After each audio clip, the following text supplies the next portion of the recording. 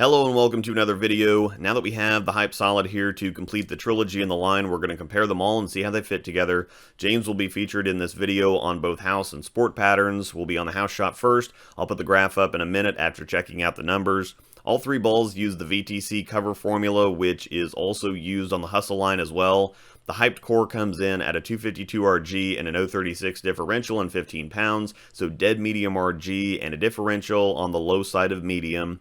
Medium strength cover, medium strength core, house shot, and transition killers. House shot is similar to Kegel's Easy Street, but higher volume, so it keeps us a little more honest than some, but it's not terribly difficult. We're also bowling on new pins. The Hyped Pearl and Hybrid came out together and were rather different. We'll start with the Pearl, and we're on a moderate amount of transition, which is where it makes its home. About 3 to 4 games bowled on this lane prior.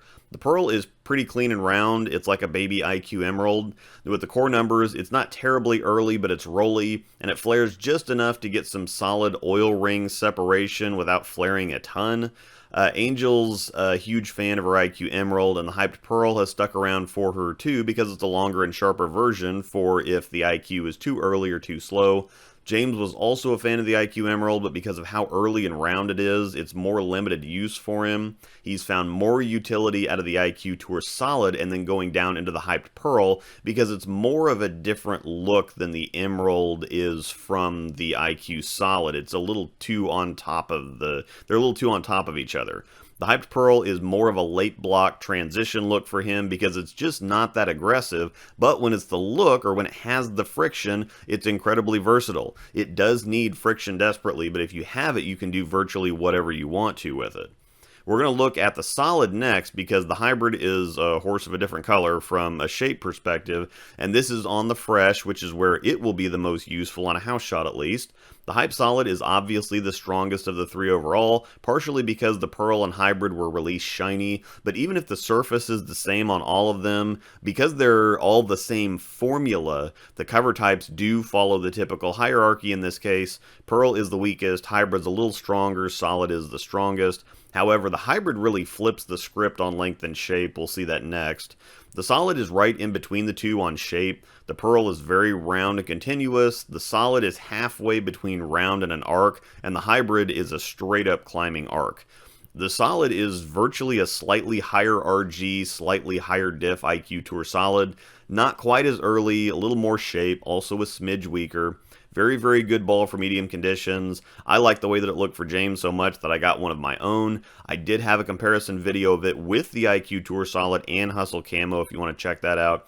But it goes to both league and to sport tournaments. Obviously, it can annihilate a house shot too. James just about didn't miss this entire session. Now the Hyped Hybrid. This is on a slightly transition lane, about 2 games bowled. And I don't know how a ball with the same core and same cover formula as the 2 other balls can look so different. It's a hard arc, very phase 2-ish with the climbing continuous arc, and while the Pearl and even the Solid are fairly clean up front, the Hybrid is kind of chuggy and hits the lane wanting to slow down. It's a very different look from the other two, and though it's technically in between the other two on traction or hook potential, the fact that it's actively trying to slow down gives it more time to hook.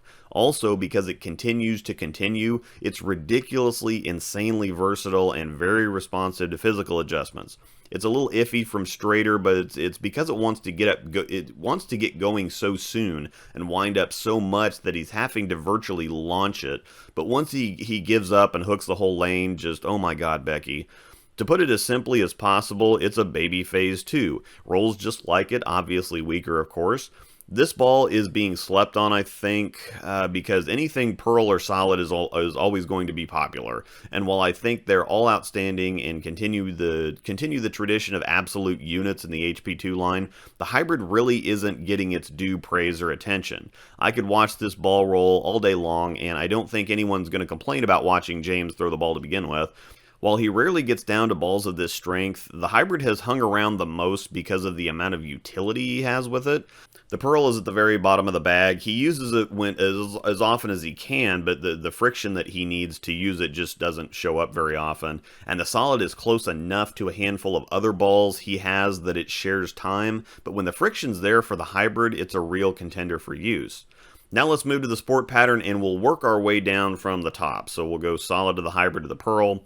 For starters, this is a little unfair because as we're looking at the pattern here, 42 feet, 28.4 mils, just over a 2-to-1 ratio. This condition on the fresh is too long and heavy for these balls. But using the same pattern makes it easier to see the difference between all the balls that we bowl on this condition with, and it gives you an idea how strong they all really are in comparison to each other. As we saw in the Supernova versus Nova video, there's a pretty big difference in cover strengths there, and VTC is even weaker than R2X that's on the Nova, in addition to obviously being symmetric, and medium to low strength symmetrics at that.